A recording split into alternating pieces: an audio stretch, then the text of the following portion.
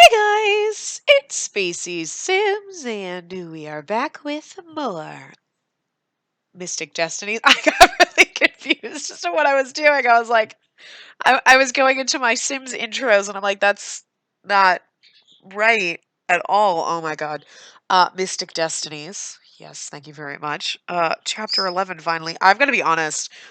I mean, you guys know by this point that the past 3 weeks was all recorded all at the same time, back to back. I mean, I just recorded in bulk, busted my ass to get it all done. So it has been probably at least 2, almost 3 weeks since I played this game. So it's like, I don't even remember what happened. I remember nothing. So we're on chapter 11. I know we're in Takumi's path, but that's it. Anyway, Daywalker. All there is darkness.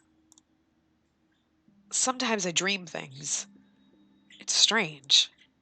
Sometimes I can remember the dreams. Other times I only know that I did dream. But trying to remember them feels like trying to gather water with a sieve. Time passes, I think. Maybe. I dream about many things. Shizuka and my childhood memories, the ritual, and the time I spent together with Takumi and Yasu. There's one dream in particular that stays so vivid in my mind. It's a dream of one of the last times that I can remember with all three of us being together. I'm talking to Yasuhiro. The evening sky casts its light upon his beautiful face. He curiously looks down at me as I shuffle my feet, a patient, good-natured smile on his face. Why don't they show him? He's got a thing. Yasu is really handsome and cool. Plus, he's a teenager, so I can't really be his girlfriend. But I'll be a teenager too soon. I'm already 12, so why would he look my way? Was there anything else you wanted to talk about? Oh, I mumble. I smile, but can't manage to look directly up into his violet eyes. Even still, I have to confess to him. He has to know. I need to tell him. I continue. I just wanted to tell you. Yasu's eyes immediately widen and move from my face to something to his side. I turn to follow where he's looking. All I get is a glimpse of white hair and yellow before Takumi throws his arms around my neck. It's all I have time to process before we both fall over from the force of the sudden hug. Ah, Taku! We both fall to the ground, Taku half on top of me. He pushes himself up and looks down at me, smug. Angry, I push him off me. I glare at him as we both sit on the ground. Taku, what the heck? I continue to stare at a blank Takumi, demanding an answer. He looks away, clearly troubled, before turning red. He jumps up and begins to stammer. I just thought you had a bug on you. I stand up, balling my hands. I lean forward into Takumi's face, and he reflexively leans back. So you tackled me? What kind of bug needs to be tackled? Taku simply stares back at me with wide eyes. Silence stands between us. At least until I hear laughter. We both turn to look at Yasu, who's now nearly bent over, wheezing with laughter. What? Yasu slaps his leg in mirth, and Taku and I both frown. My plug is being so weird. It won't, stay plugged into my computer. It keeps, popping out. I don't know. Anyway, sorry. You too. You're so weird. Hey. Taku begins, unhappy. I feel my face become warm as I realize that my crush thinks I'm weird. Thanks to frickin' Taku. Freaking Takumi. Oh, but you are weird, and Takumi's weird, and you're weird together, and it's adorable, and I love it. Yasu stands up straight then, wiping his eye. Don't worry, it's not a bad thing. Especially when you've got each other to be weird with. Exactly! All you need is someone to be weird with. It's okay. You two will make a cute couple someday. What? I screech in a high-pitched voice, causing Yasu to start laughing all over again. How could this have gone any worse? I'm so mad at Taku that I don't even bother to look at his reaction to this. Later, I would scold Taku for bothering me and giving Yasu the wrong idea, but he only listened with a sad smile. Back then, I couldn't possibly have imagined that I would want Yasu to be right about us. I open my eyes to a now familiar place. So very tired. My whole body feels so heavy. I almost want to give in, close my eyes again, and simply sleep. I allow myself to just stare out the window, my eyes going out of focus. I watch the stars twinkling into existence in the night sky as they always do. I don't know how much time passes, but the bedroom door opens and I automatically turn to look. Seeing Aurelia gives me a sense of both relief and disappointment as she turns on a light. You're awake. She quickly checks me over, putting her cool hands on my head. I sigh at the unexpected soothing feeling of her skin against mine. After she finishes, she begins to explain what happened to me. You've been asleep for over a week. But obviously you didn't die even after suffering a shot to the head. You've got a pretty nice scar to commemorate it, though. Aurelia touches my hair on the side of my head. I can't breathe through my nose because I'm sick. I just wanted to let you guys know that. Just in case I sound weird. I touch the painful scar myself, feeling the rough, unfamiliar pattern under my hair. I totally forget what happened, so this is like really weird to me now. I'm like, what happened? Why is she in it? She got shot? I totally forgot. That's right, because like, what's her face, bitch face, and like her vampire people came in, didn't they? And attacked them? Yeah. What happened to Azucena? Is Takumi alright? Naoki was able to subdue Azucena with Takumi's help. He went completely crazy and was able to disarm her. Takumi was like an animal, desperate and wild, like nothing I've seen from a human in years. He was completely out of control. Along with Azucena losing you and June, her trump cards. Oh wait, along with Azucena losing you and June, her trump cards, she ordered a retreat. I don't know. That kind of didn't make sense to me. I don't know, but I mean, I get what she's trying to say, but it just the way it was flowing, it doesn't. Anyway, she probably guessed she had done enough with you apparently dead. June tried to hold Takumi back while Nao and I examined you, but even for him it was hard. Aurelia explains that when Naoki told him that my heart was beating, Takumi finally calmed down. Wide-eyed, he broke down into tears and started sobbing. Oh, 'cause he loves you. They slept together, right? I'm pretty sure they did. God, leaving was so difficult. I should have just recorded all of it, but I was like, I want to come back and be able to record some more of the game. But like, now I'm like, but now I'm so confused. Naoki suggested that I be taken to the hospital, but Aurelia had objected. She thought that Azucena might attempt to finish me off, or at least try to capture me again. So they brought another healer in that Taku apparently knew well. But Taku wouldn't stop crying. It was like he was a broken man. Neither Naoki nor Junichi knew what to do with him, and I eventually got so frustrated with him while we were trying to help you that I told him just to get out if he was going to be like that. Aurelia looks away. I regret that. Taku left then, sobbing about how he couldn't stop what happened to you, how he couldn't help you now, and how he was so useless. He hasn't been seen since. Aurelia seems more than ashamed of her actions, so I don't feel a need to say more. Taku, I'll leave you alone for a while. I've got some things to do now that you're awake. Aurelia leaves me with my thoughts, and soon enough I find myself crying out of stress and frustration of the whole situation. I stay in bed the whole night, still exhausted from healing.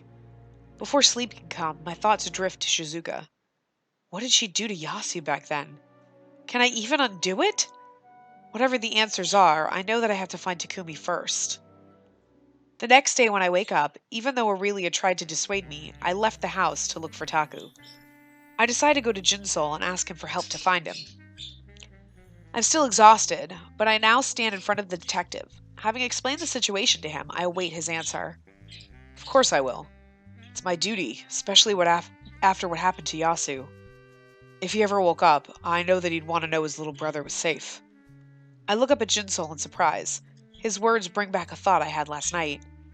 That's right. Actually, we might be able to wake Yasu up. It's a long shot, but I want to talk to Naoki again. I remember him saying something about having an idea to wake him up. Really? If so, then what are we waiting for? Yasu could have the plug pulled on him at any time. We need to go down there immediately. I nod, terrified by the thought that they could have killed Yasu while I slept in a coma of my own. With Jinsol grabbing his hat on the way out, we leave to find Naoki. Jinsol and I enter Naoki's classroom to find him just about to leave for the day. Professor Okura. It's you. So you really did survive. You may very well be immortal. Yeah. Thank you for helping me. You had no reason to do so, but you did anyway. I had no reason not to do so either. Naoki bends down to stuff his papers into his briefcase. Unable to argue with Professor Okura's logic, I changed the subject. I'm here because... Do you remember talking about there being a way to wake Detective Yasuhiro up? Naoki slings his briefcase over his shoulder and looks at me with disinterest. Wait, okay, I already figured out the spell and put it aside days ago. Now that I know, I have no interest in it. Really? Well, I'd like to attempt the spell if you'll show me it. His whole demeanor changes immediately. You actually want to? Even though you probably killed a man back there with your unstable magic? I know, but... Yasuhiro's been in a coma for years. Taku's family can't even afford to keep him on life support any longer. If I did somehow kill him, I'd probably be doing him a favor. Yeah, just like I wouldn't be. What's the difference? They're gonna kill him anyway, so it's like we risk it. What's the harm? He either wakes up or he dies. You're gonna pull the plug and kill him anyway. So technically, he's gonna die. You know, like 2/3 of the situation is here. Jinsol puts a gentle hand on my shoulder. I understand that this is all or nothing as well. I nod. I'm ready to accept the burden if it happens.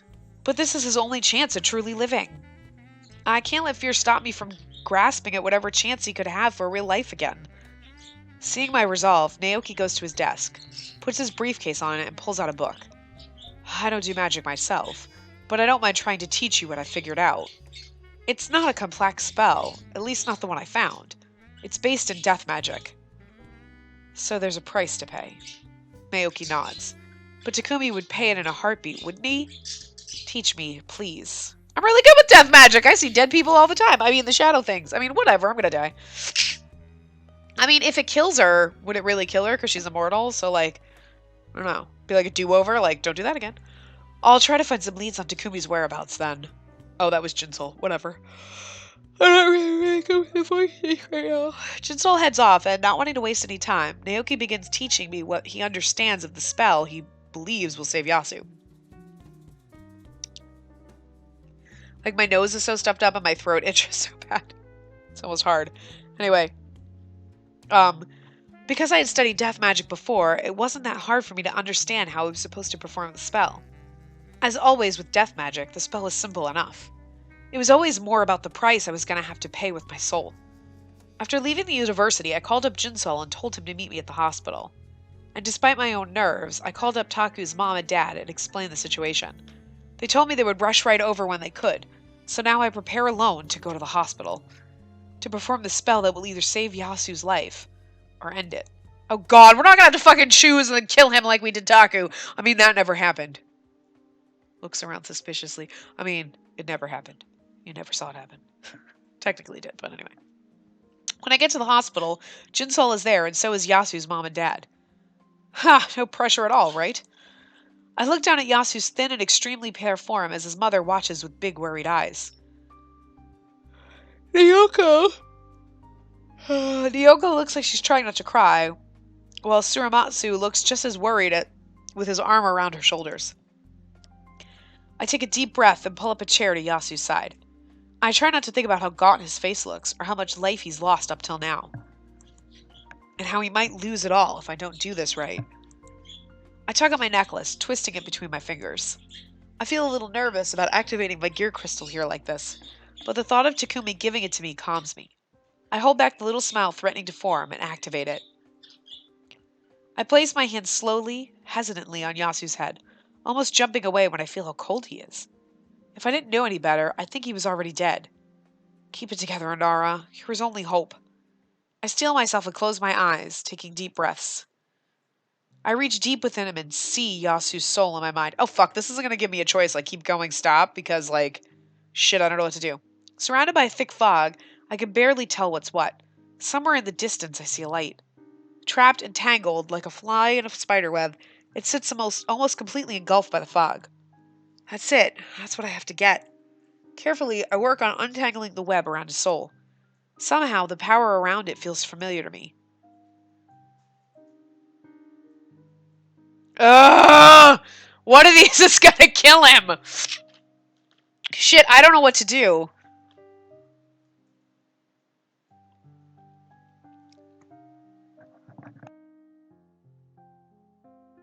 I really don't know what to do.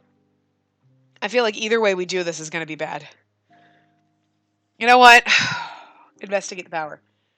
This power, it's those green eyes staring down at me, so vivid and bright, yet so completely cold and void of emotion. I kind of feel like if we just ignored it, that maybe she would be like, hey, and it would like try to attack us. So maybe investigating it would be like, not like, I mean, we're not attacking the power, we're just kind of poking at it. So I don't know. Either way, it's going to be bad. I just feel like either way could go really badly. There was no right frickin' answer there. Like, it's not like other ones where you're like, well, duh, I'm going to say like this, because like, screw you, Takumi, or no, I love you. Obviously, you know what the right answer is. It's not screw you. Like, that's not the right answer. This one, I don't know. They're getting good with this, though. You know what I'm saying? With the choices, you're like, I don't know. Oh my god. Anyway, any words I could say get stuck in my throat. I feel like I'm gonna pass out again. Oh no, no, I'm not there. This isn't real. I'm not back there again. I'm not back there again. With a wave of her hand, my lips snapped shut. Now completely paralyzed, all I can do is watch. No! Shizuka kneels in front of me. She takes out a small vial of some strange liquid. Please, no. I'm not. This isn't real. Not anymore. This isn't happening. Leave me alone. I don't want to remember. I don't. I start to feel the connection to Yasu's soul start to slip away from me. Frick. No, come on, Inara. Hold it together. I grab onto the web surrounding his soul. Shizuka stares at me, and I can see the green of her eyes start to swirl and change into brown. I feel a sharp pain in mine at the same time. I want to scream as the pain spreads from my eyes to the rest of my body. The pain from the memory feels so real that I desperately grasp onto the web holding Yasu, so as not to let it slip away completely. The force behind it makes it tear away and fall apart completely. I did it? A chilling cold settles on me. Something screams, and it doesn't sound human. I thought when she said tears away, I'm like, oh my god, we killed him. Did we fucking kill him? Like, why do I always choose the right thing? I don't know what we did. I don't have to open my eyes to feel the shadows move in closer. One of them passes right through me, and I can barely breathe. They move to Yasu, grabbing and clawing at him, at his light.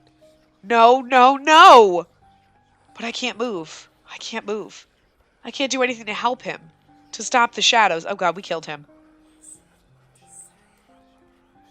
His and decided ours now. That's what they're whispering, and I don't know if you can hear that. I feel sick. I understood. I understood. I can't even open my eyes, but I feel some of the shadowy figures looking at me. One stands right in front of me. I can feel its frosty breath against my skin. Please, please, no, don't take him. They all whisper at me, but it's a jumbled mess. We should have ignored it. I see one of them hold a small flickering light in its hand. Yasu, no! They disappear. Nyoko looks at me. What's wrong? Just then, Yasu's monitors start beeping faster. I don't answer. My eyes locked entirely on Yasu. Did we kill him or what? I don't know. I can almost feel myself being pulled back into the nightmare of that night. Or did I never leave it? Was this all just a dream to escape the pain? No, I'm not back there. I'm here. I'm supposed to be saving Yasu. Nyoko shakes off her husband's hand and runs to me. She grabs my shoulders and shakes me. What's wrong, Inara? I look at Nyoko, unable to hide the silent horror in my eyes. And then, back down to Yasu. I wordlessly shake my head as nurses come running into the room. Oh my god, we fucking killed him. One touches Yasu's neck, searching for a pulse, while the other checks his wrist. The nurses look at each other in muted horror as the monitor suddenly flatlines. No! That's exactly what I was thinking. So, Tsurumatsu holds Nyoko back as the nurses tear open Yasu's hospital gown and bring out the defibrillator. I push out of the way and I watch as everything seems to go in slow motion as they try again and again to bring him back to life. The sound of Nyoko's wailing, the nurses and doctors yelling, and Yasu's lifeless body as I see his soul fade away continue to haunt me for years to come. I lost a piece of my own soul in the this is probably a bad ending if they're doing it this way. God damn, I find all the bad endings in Takumi's path. I love the way they do this, I gotta say. Sorry, I had to cough. I lost a piece of my own soul in the process of trying to save Yasu, but that doesn't matter now. None of it matters. Because none of the RIs ever talked to me again. I never saw Takumi again, nor did I find out what happened to him. For all I know, he could have suffered his brother's fate. dead at the end of some pier, murdered by Azucena's hand. And even though whatever happened to him wasn't directly my fault, I would still bear that guilt as if it were every day. My remaining years are ones of empty, immortal life, with a corrupted, damaged soul and nothing but regrets to fill it. I can't believe that I trip over every freaking bad path. Oh my god. Okay, so we are going to continue where we left off. See, December 8th was the last time I played this, and right now this is, yeah. Okay, so I'm going to skip. We're going to skip all this till we get to the choice, because we've already read all this. There's no point in reading it all. But we're going to go back, and we're going to do the opposite choice. So we're going to ignore it this time. Because, oh my god, I don't know how many bad paths there are. I cannot believe we have just stumbled over 2 of them. I was really good at this game up until Takumi's path. But I feel like the options are getting better. Because, like, I feel like in the other ones it was kind of obvious the right things to choose. And technically, the Passionate, the Mystic, and the Dark endings were all happy endings in the same respect. There's really no bad ending. It was just slightly twisted how it worked. But I never knew there was any actual, like, game over bad endings. Like, legit. I always thought the Dark ending would be, like, the bad ending. But it's really not. It's just, you know, different versions of a happy ending. But I never knew there were bad endings because we never got any, because it's kind of obvious, like, when you're going through them to be like, I'm not gonna, like when you're going through Tatsuya's path, you're not gonna be like, yeah, I choose you, Kitsunasuke. You're like, I'm not dumb, I know what to pick. But these ones, especially when you're in Takumi's head or here, it's giving you these 2 options, and you're like, one of these is gonna be really freaking bad. Like, I already know one of them's gonna kill him, and the other one's gonna be fine. But it's like, I mean, I guess my logic should have been like poking at the power would have been bad. But then again, at the same time, they could have easily done it where ignoring it is what kills him. So you just never know. And I like that because it's not giving you the obvious choice. You know what I mean? Like, either one could be really bad. You know? Like in Takumi said, if we backed off, it could have killed him. It could have been like, oh, now he's dead. Or like, you know what I mean? Like, you just never know. And I like that it's a little more difficult. You know, or I'm just getting stupid. I don't know. But anyway. But I ignore it and focus solely on untangling the mess in my mind and separating the web from his soul. I can't tell the exact purpose of it all, but it feels like Shizuka put some sort of metaphysical net over Yasu to capture his soul. Just what was she trying to do? As I touch the tangled construct, I get the odd feeling that time almost comes to a stop. It's like it loses all meaning. I draw from myself, and the web begins to respond at my touch. I do think it's really sad, though, that with the bad path, that the family never speaks to her again because she killed him. It's kind of like, you were going to pull the fucking plug on him and kill him anyway. She said, I have an option. She didn't say, like, I can save him. It's like, there's a possibility I could save him, but he could die. You had to know that going in, and if she killed him, like, you can't really... I just think it's wrong that they were just mad at her. I mean, I get why, because that's not the ending they want you to get, but it's kind of cold for them to be like, bitch killed my son. It's like, you were gonna pull the plug and kill him anyway. Like, what? I tried to save him. At least he had an option. I don't know. I draft myself and the web begins to respond at my touch. It slowly unravels itself under my will. As it falls apart, it disappears, fading away completely. Somehow I know that the construct only responds to me without lashing out because it really did belong to Shizuka. It felt so much like me that I have no doubt about it. As the very last strands holding onto Yasu disappear, I open my eyes and take my hands off of him. Breathing heavily, I can feel the sweat on my brow. The world and all my senses come back into focus once again. I look down at Yasu, praying that everything went well. Did it work? Yasu's eyelids flicker, just slightly, and I gasp in relief. The minute his eyelids move, struggling to open, his mom and dad rush over to him. I only get to see a glimpse of his violet eyes before his mother is hugging him and his father is blocking the view. With my job done, I let my gear crystal turn off with a single thought. I step back and watch the scene unfold with a smile. I did it. I brought Yasu back to his family. I'm so happy. I can't wait to tell Takumi. Yasu tries to use his voice, but whatever he wants to say comes out only as a series of raspy gasps. Don't you think he'd be on a ventilator and he'd have a tube down his throat? I mean, obviously they're not going to draw that, but I'm just saying. He would be able to talk. Jinsol, get the nurse! Jinsol seems unusually flustered and runs to go obey Nyoko. Seeing the happy reunion, I feel rather out of place, so I quietly walk out of the room too, exhausted. That took a lot out of me. I look around the hall for somewhere to sit down. Only Naoki really knows what sort of magic I actually used for this. I can't really imagine telling anyone. Death and chaos combined into one. Yeah, I can already see how well that would go down with people. I sigh. I used up a tiny piece of my own soul to wake him up, but it was worth it. It was definitely worth it.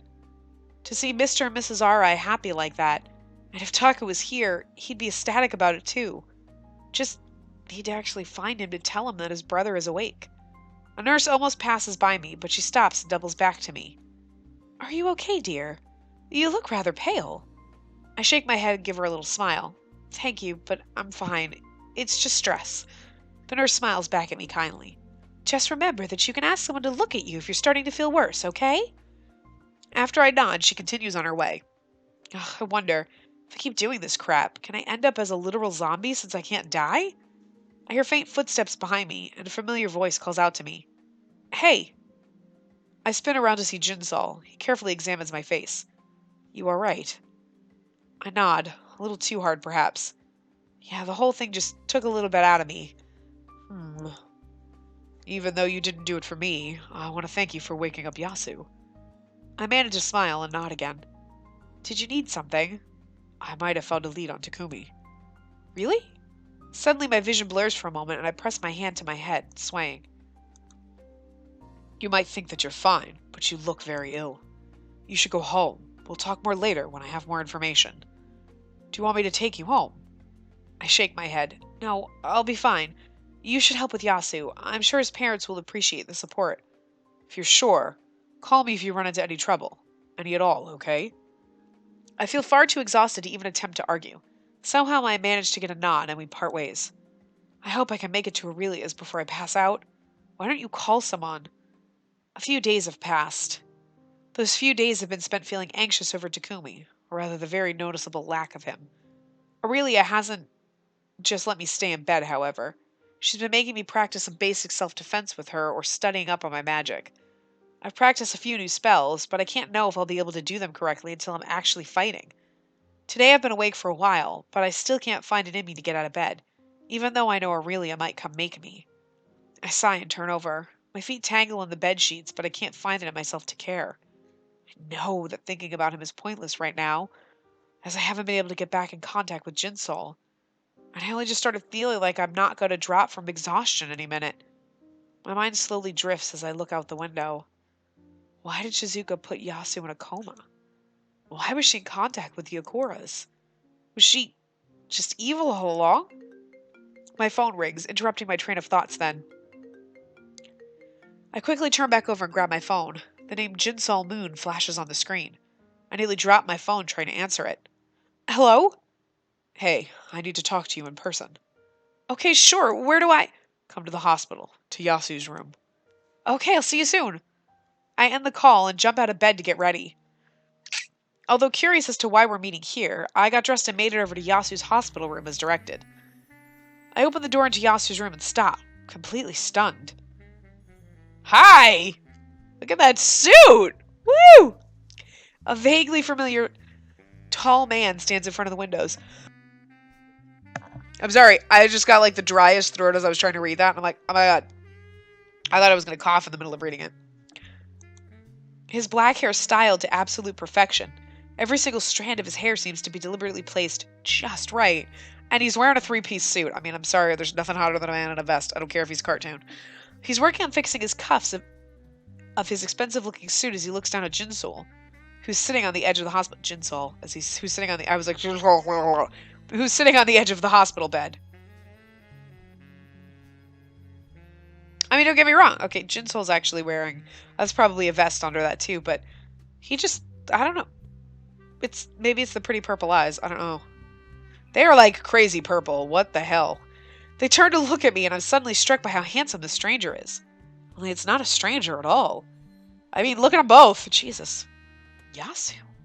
Yasu's no longer the sickly, gaunt-looking Yasu, but a built, strong, and sturdy-looking man. After a few days?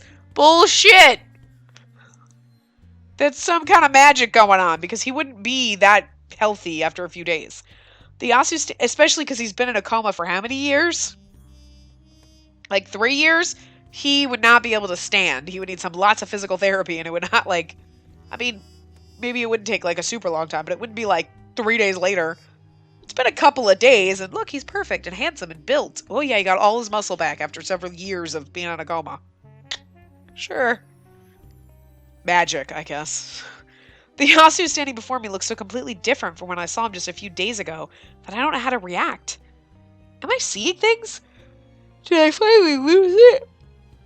Like, I'm sorry. Hey, Nara. He has vampire teeth. I thought I saw that. Ooh, I'm pointing at my screen, but you can't see. But you can see what I do with my mouth. I noticed that when he first woke up, I was like, and I was reading, but then in the back of my mind, I was like, wait. And then when I clicked, it went away, and then he never came back with mouth open. But he's got vampire teeth, so he's a vampire. Maybe that's why he's so healthy. Interesting.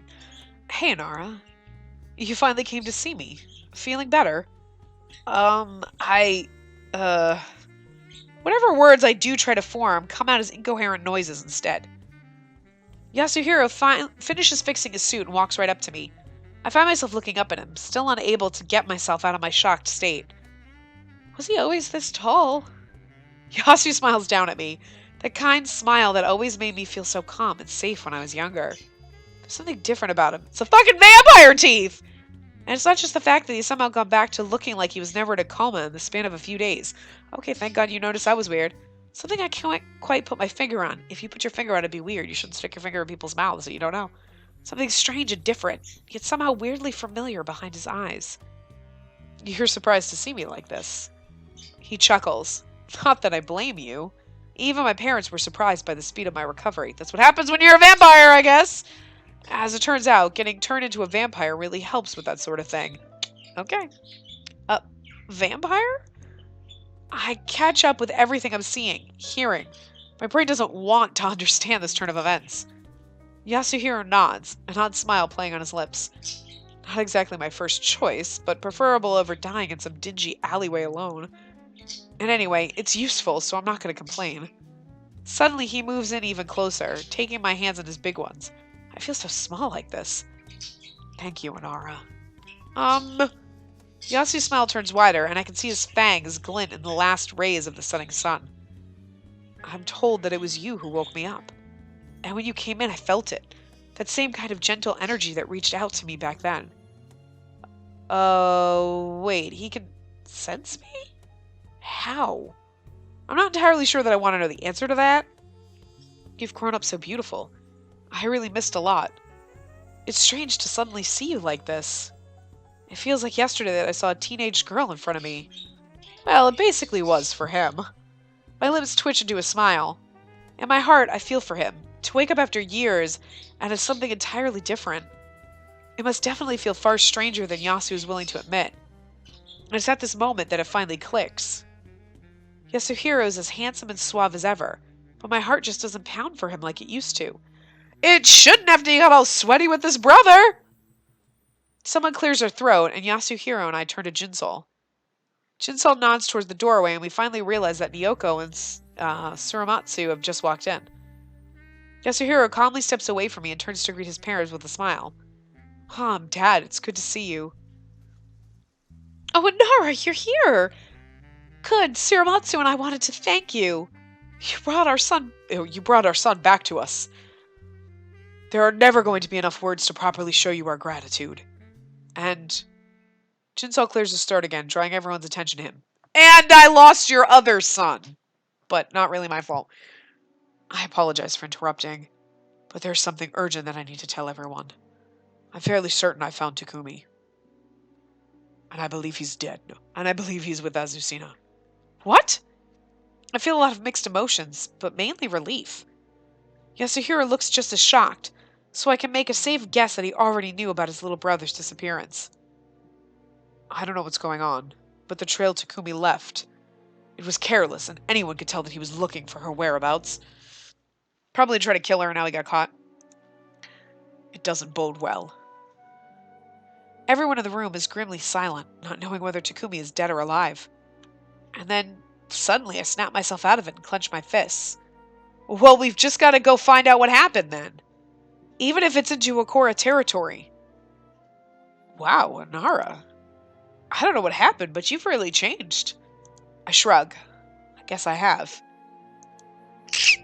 Well, I don't like you going, but Jinsal told me you've been fighting this whole time, so who am I to judge? I've been lying in a damn bed this entire time.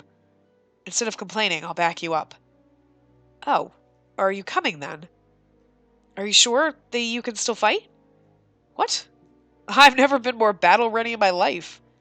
And anyway, skills like mine are not something you forget, no matter how long you sleep.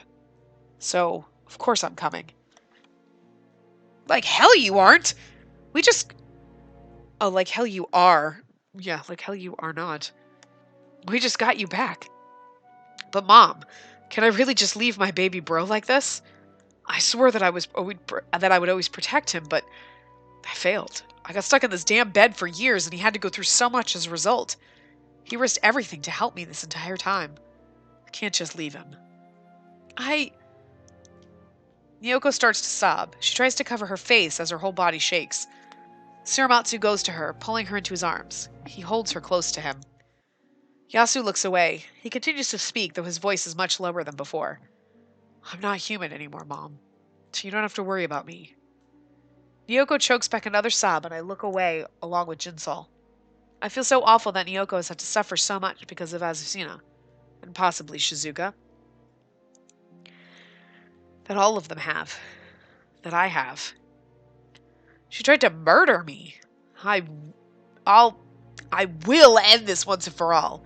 Azucena is never going to stop coming after them. And it's high time the bitch paid her dues. I turn back to face Nyoko. I'm sorry that all of this has happened, Mrs. R.I.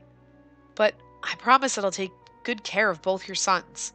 And I'm never letting Takumi go again once I find him. Nyoko tries to put a brave front and smiles, and I pretend like I don't see the tears still running down her cheeks. I feel better knowing that you're going, Inara. Men can be so hopeless without women. And there's no one I trust more with my sons than you. Please take good care of them. Despite the tears, her words warm my heart. I smile and nod, remembering that how she's always made me feel again, that's worded weird. Remembering how she's always made me feel accepted into her family. If we're going, then we should go now. It's best if we don't delay this any longer. We might not have any time to lose. Jinsal and I give a nod. With that, Yasuhiro, Jinsal, and I walk out of the room together, leaving the R.I. parents behind. The end. Okay. Clash in the underworld. Woo! Oh my god. Okay, so maybe we'll try not to kill anybody this time, but... So anyway, I'm going to wrap this part up here. I will see you guys next time. Remember to give the video a big thumbs up and subscribe to see more.